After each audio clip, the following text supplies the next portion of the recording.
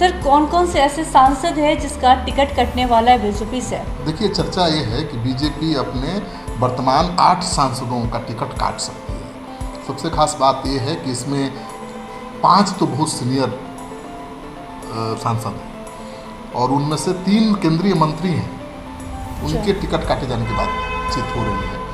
दरअसल जो 70 साल से ऊपर के हो गए हैं उनकी उम्र आड़े आ रही है। उम्र की वजह से बीजेपी उनका टिकट काटने वाली है, वो भले मंत्री हों केंद्र में। दूसरे ऐसे लोग हैं जिनका परफॉर्मेंस ठीक नहीं है एज ए सांसद, और तीसरे कैटेगरी में वो भी है 1-2 लोग जिनसे बीजेपी नाराज है और जो बागी तेवर दिखाते रहते हैं जिससे पार्टी नाराज है। नमस्कार, आप देख रहे हैं सिटी पोस्ट लाइव और मैं हूं आपके साथ पूजा शर्मा। बीजेपी आधा दर्जन से ज़्यादा सांसदों का टिकट काटने वाली है। आखिर क्यों? इसके पीछे का कारण क्या है और वो कौन कौन से सांसद हैं जिसका टिकट कटने वाला है, ये सब कुछ जानने के लिए अभी हमारे साथ मौजूद हैं वरिष्ठ पत्रकार श्रीकांत प्रत्युष। उनसे हम बातचीत करेंगे। सर कौन कौन से ऐसे सांसद हैं जिसका टिकट कटने वाला है बीजेपी से? देखिए, चर्चा ये है कि बीजेपी अपने वर्तमान 8 सांसदों का टिकट काट सकती है। सबसे खास बात ये है कि इसमें 5 तो बहुत सीनियर सांसद हैं और उनमें से 3 केंद्रीय मंत्री हैं, उनके टिकट काटे जाने की बातचीत हो रही है। दरअसल जो 70 साल से ऊपर के हो गए हैं उनकी उम्र आड़े आ रही है। उम्र की वजह से बीजेपी उनका टिकट काटने वाली है, वो भले मंत्री हों केंद्र में। दूसरे ऐसे लोग हैं जिनका परफॉर्मेंस ठीक नहीं है एज ए सांसद, और तीसरे कैटेगरी में वो भी है 1-2 लोग जिनसे बीजेपी नाराज है और जो बागी तेवर दिखाते रहते हैं जिससे पार्टी नाराज है। सर ऐसे कौन कौन से सांसद हैं? देखिए, पहली बात तो कई नाम ऐसे आ रहे हैं। 5 सांसदों की उम्र उनके लिए रोड़ा बन सकता है, उस आधार पर उनका टिकट कट सकता है। 3 सांसदों का टिकट और कट सकता है जो परफॉर्म बढ़िया नहीं कर पा रहे हैं। तो खबर ये है कि 2019 में एनडीए में 40, आपको पता है कि 2019 में एनडीए ने 40 में से 39 सीटों पर जीत हासिल की थी, जिसमें नीतीश कुमार की पार्टी भी साथ में थी, और बीजेपी 17 सीटों पर जीती थी। तब नीतीश कुमार एनडीए का हिस्सा थे उस समय, लेकिन अब नीतीश कुमार तो महागठबंधन के साथ हैं, तो लड़ाई भी अलग हो गई है, दिलचस्प हो गई है, मुश्किल हो गई है, और पुराने पहलवानों के बुते लड़ाई जीतना संभव नहीं है। तो बीजेपी चाहती है कि चेहरा बदले, और जो इनकम्बेंसी फैक्टर है कि सांसद से लोग उब गए हैं, नाराज हैं, कोई भी रहता है ज़्यादा दिन तो नाराज़गी बढ़ जाती है, तो बीजेपी उसको ख़त्म करना चाहती है या कम करना चाहती है, जिसकी वजह से 71 साल 70 साल से ऊपर के लोगों को भी टिकट करना चाहती है। उनको चाहती है कि भाई आप आइए, परामर्श की भूमिका में आइए, ठीक है ना, अपने मार्गदर्शक की भूमिका में आइए, और जो युवा हैं, जो नौजवान हैं, जिनका फ्यूचर है, उनको मौका दीजिए। तो 70 साल से ऊपर के कई नेता हैं, आपको पता ही है। राधा मोहन सिंह है, बीजेपी के बड़े नेता हैं, पश्चिम चंपारण में वो बीजेपी के स्तंभ माने जाते हैं, लगातार चुनाव जीतते रहे हैं। तो उनकी उम्र 74 साल हो गई है, जब तक चुनाव होगा 75 साल के हो जाएंगे, तो उनका टिकट कट जाएगा। और कहा जा रहा है कि जहाँ पर टिकट काटा जा रहा है या काटा जाना है जिनका सांसदों का, उसके विकल्प पर भी विचार बीजेपी ने शुरू कर दिया है, और राधा मोहन सिंह की जगह पर राधा रणधीर सिंह को चुनाव लाए जाने की चर्चा है। रणधीर सिंह पूर्वी चंपारण के मधुबन के विधायक हैं, बिहार सरकार में सहकारिता मंत्री रह चुके हैं।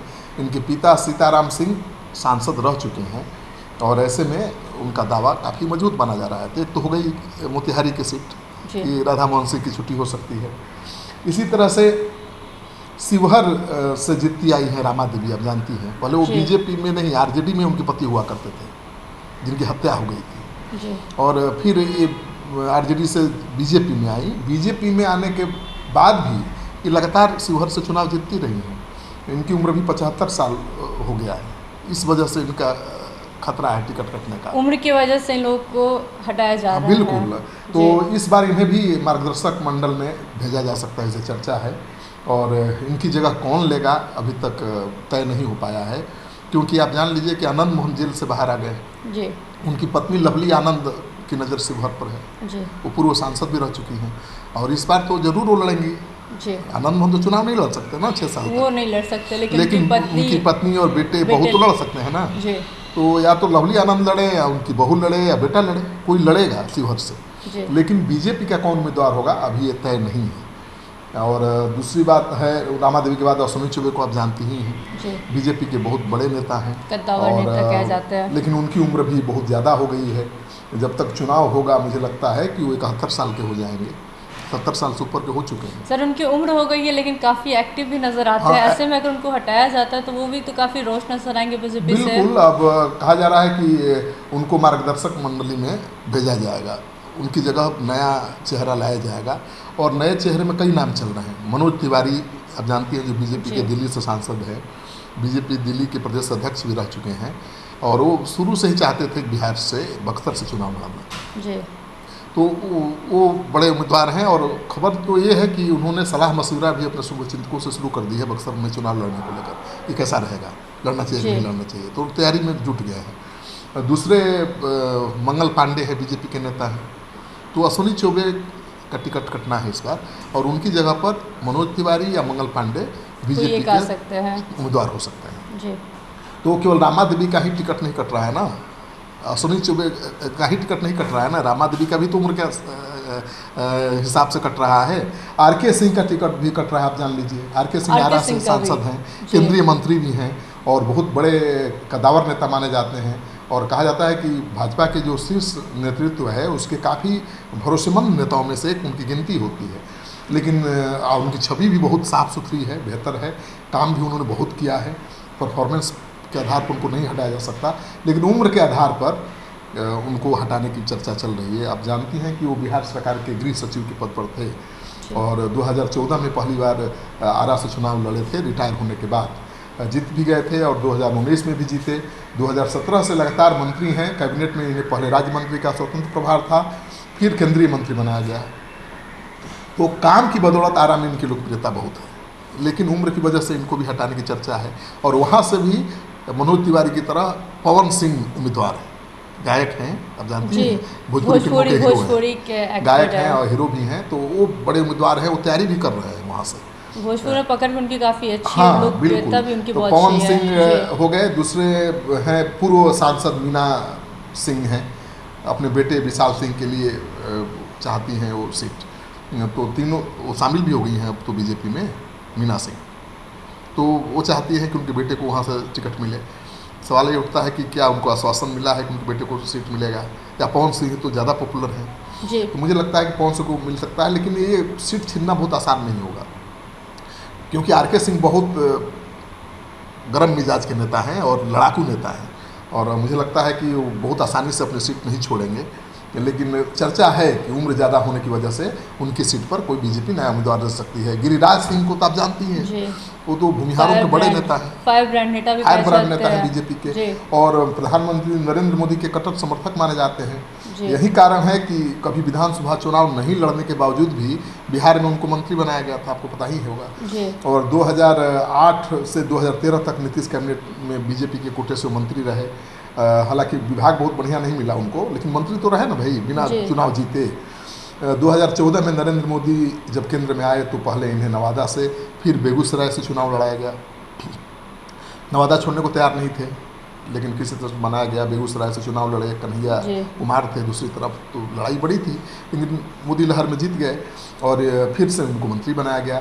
तो चर्चा है कि इनको भी वहाँ से कहीं दूसरी जगह शिफ्ट किया जा सकता है, या उनको भी बेटिकट किया जा सकता है। सर एक सवाल ऐसे में ये भी उठता है कि अगर गिरिराज सिंह को अगर साइड कर दिया जाता है तो बीजेपी पर क्या कोई प्रभाव पड़ सकता है?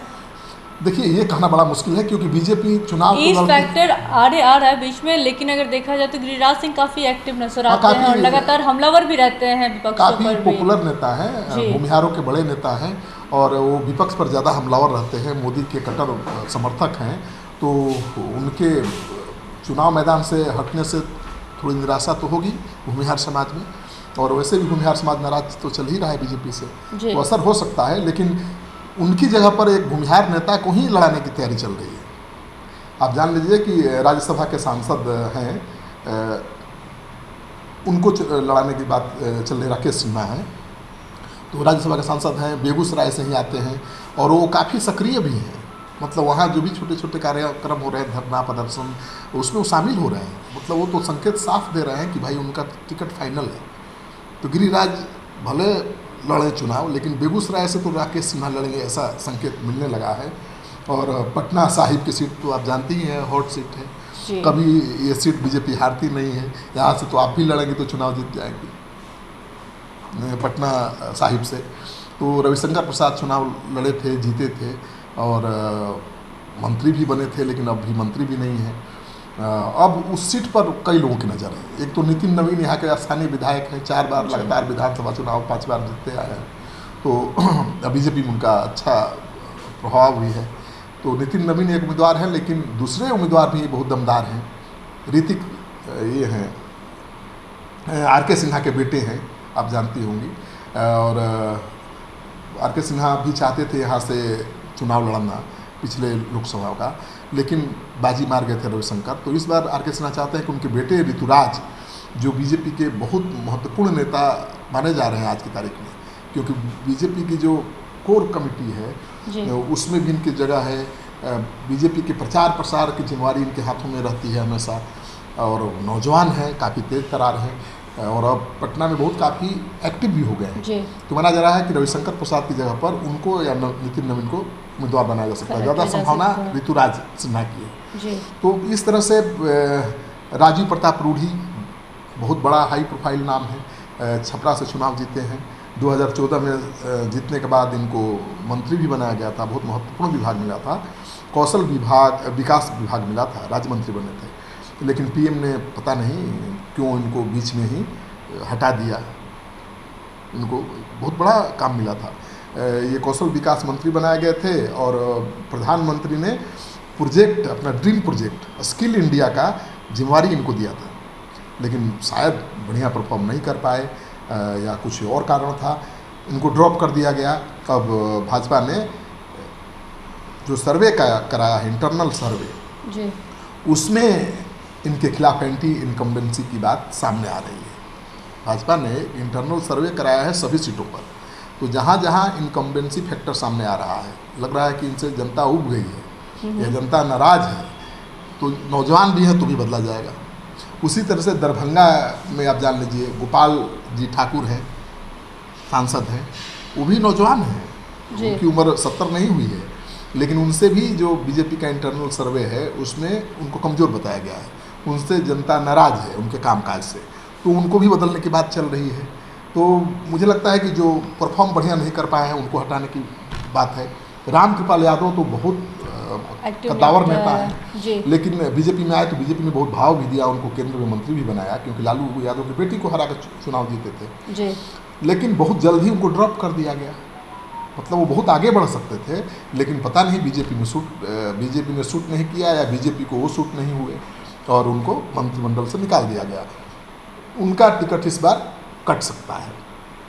और दरभंगा जहां हम कह रहे थे कि वहां पर कटेगा बीजेपी सांसद का टिकट, वो इसलिए कट सकता है कि वहां से मुकेश सहनी लड़ना चाहते हैं चुनाव। वीआईपी पार्टी के सुप्रीमो मुकेश सहनी दरभंगा से चुनाव लड़ना चाहते हैं। पिछला चुनाव लड़े थे लोकसभा का, वो खगड़िया से हार गए। दरभंगा सेफ सीट है बीजेपी का, वो वहाँ से चुनाव लड़ना चाहते हैं और उस इलाके में से आते हैं, उनकी पैठ भी है, मलाहों की अच्छी खासी संख्या भी है। तो मुकेश सहनी के चलते दरभंगा बीजेपी सांसद का टिकट कटने वाला है। उसी तरह से रामकृपाल यादव पटना के सांसद हैं, लगातार चुनाव जीतते रहे, 2 बार से लगातार लालू की बेटी को हरा कर चुनाव जीतते रहे हैं, लेकिन उनके जीत का मार्जिन बहुत कम है, केवल 39,000 मतों से ही जीते थे।